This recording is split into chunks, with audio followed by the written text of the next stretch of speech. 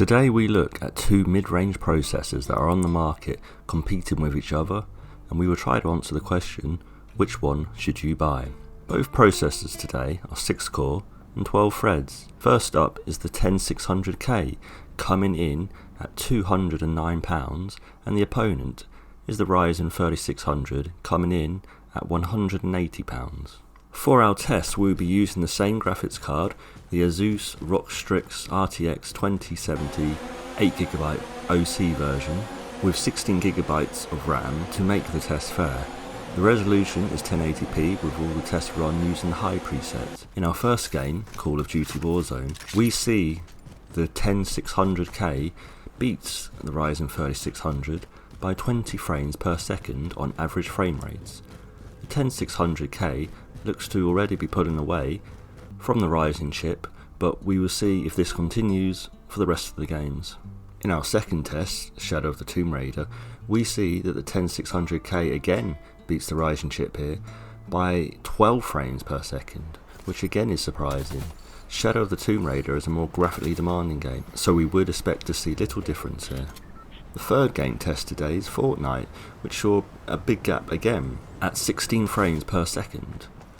As this game is very CPU intensive, we would expect the Intel chip to be ahead here, as it is slightly the more expensive chip. The downside, of course, to the Intel chips is that you can get a cheap AM4 motherboard using the A520 or B450 chipset, and that board will still perform great.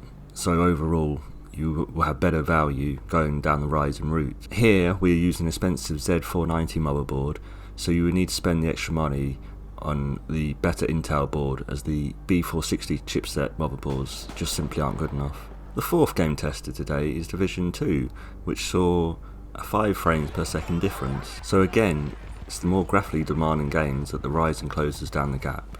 The fifth game today, Red Dead Redemption 2, saw only 5 frames per second difference, so again here, the more graphically demanding game, the Ryzen closes down the gap. The sixth game tested, F1 2019, saw a massive 25 frames per second difference. This is the biggest difference in all our tests.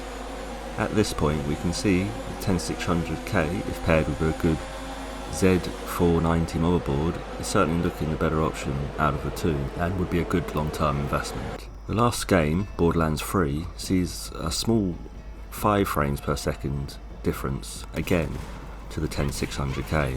Overall, I would say the 10600K is the processor to buy, providing you can get a good deal on a Z490 or possibly even a Z590 motherboard.